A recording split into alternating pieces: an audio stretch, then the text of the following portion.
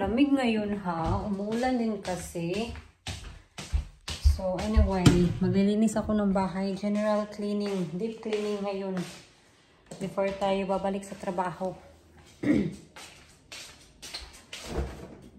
Kuha lang ako ng bacon kasi ang dami ko. Magbe-bacon kami sa aming lunch kasi meron kaming baguette dito. Lagay natin sa sink yung bacon para madaling ma-defrost.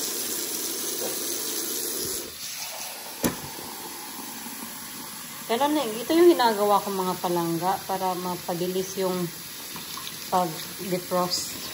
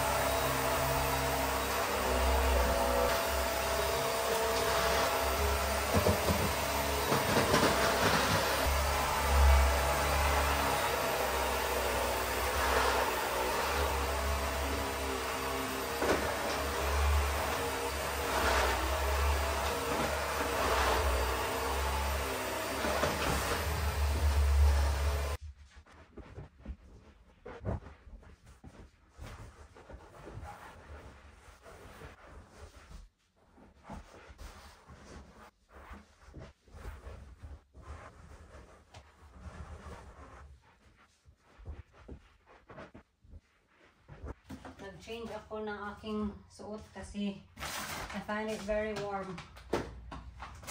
So, magpupunas lang talaga tayo ng mga alikabok.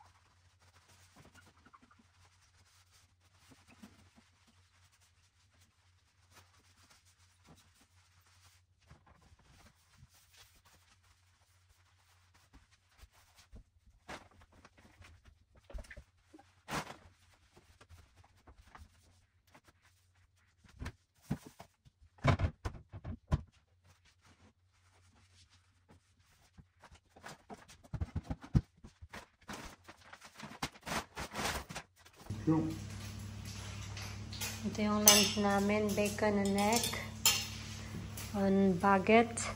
Hindi pa ready yung itlog ko kasi gusto ko kasi na well done talaga yung itlog ko. Ayaw ko yung malasado.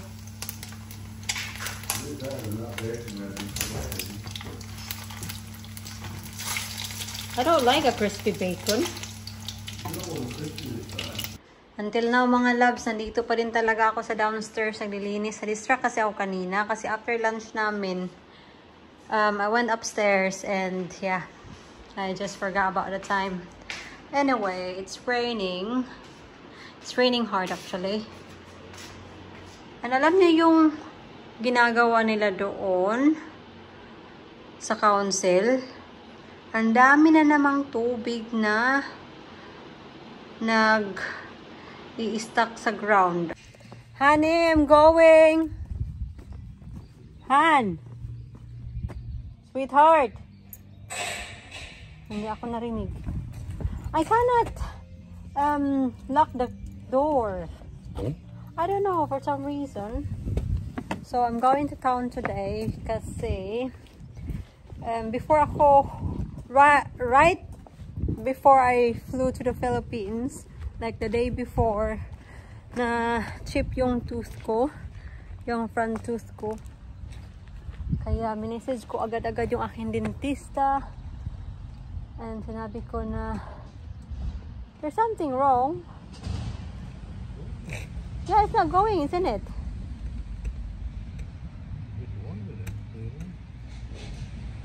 Minisage ko yung dentista ko na gagawin ba nila under warranty, and yes, they said yeah, they will fix it. Okay, bye-bye. See you later.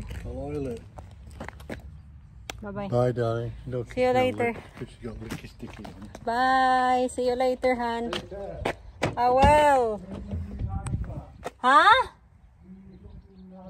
Okay, what kind? Okay. Bye. 26 degrees.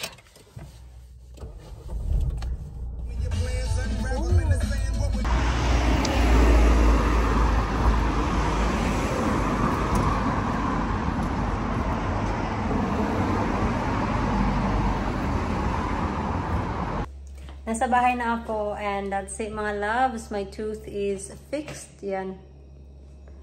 So sabi niya, be mindful lang sa mga kinakain ko. Hello! So, tumaan ako sa Marks and Spencer kasi gusto ko lang maghanap kung meron silang, what do you call this? Sea bream ba? Wala talaga silang sea bream. Anyway, bumili ako ng prutas. Apricot, cherries, and then yung flat peaches, yung donut peaches ng Marks and Spencer kasi they feel so soft and juicy. So, matry natin. Smells good.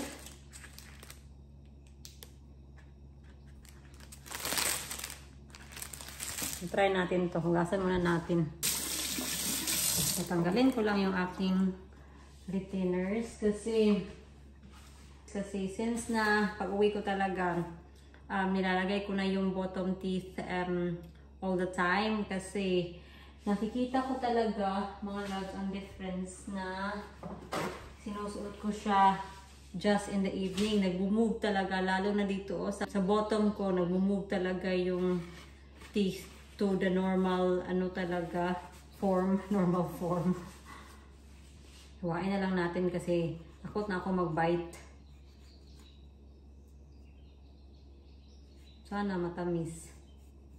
Alam niyo, yung flat peach na pinakamasarap na natikman ko is nung pumunta kami sa Bulgaria.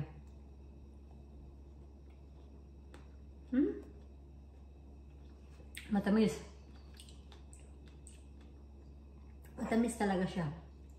Pero mas matamis pa din talaga yung sa Bulgaria. At ang mura talaga ng mga prutas nila doon.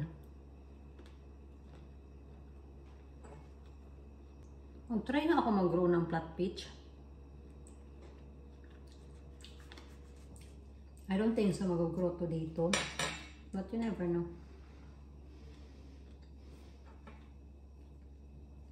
Research tayo. Hindi pa masyadong ready yung apricot kasi medyo matigas pa. Yung cherry, of course, ready na po.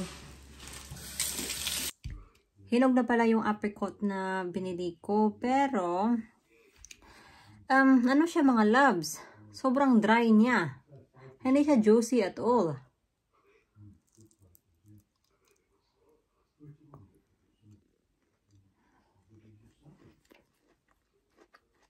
Kaya na-disappoint ako sa kanya.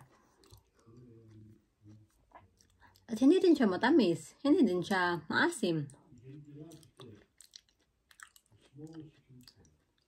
Almost walang lasa. Hello, it's another day. Yung apricot pala na sinasabi ko sa inyo na dry, John was actually saying na ganun daw talaga yung apricot na para siyang dry. And tinikman niya, sabi niya, okay naman sa kanya. So, hindi ko lang talaga siya gustuhan. Kasi, nasanay kasi ako na kumakain ng apricot banana sa lata. Eh, di ba may mga juices yun? So, yun yung nakasanayan ko. Ito kasi kay fresh na apricot. Kaya, ayun. Parang nanibago ako. Anyway, may mga maliliit na damo dito. Yan. Patagalin natin yan. Kasi hindi naman masyadong mainit. So, that's our agenda for today.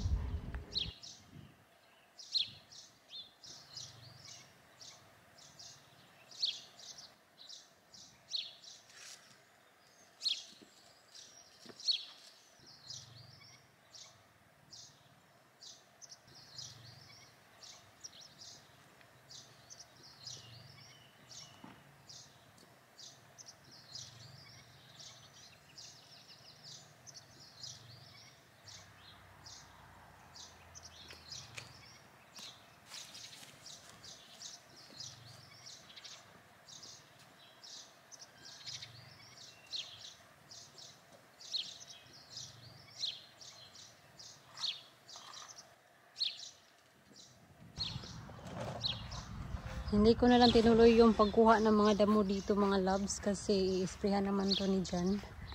Kaya pumunta na lang ako sa greenhouse kanina para linisin.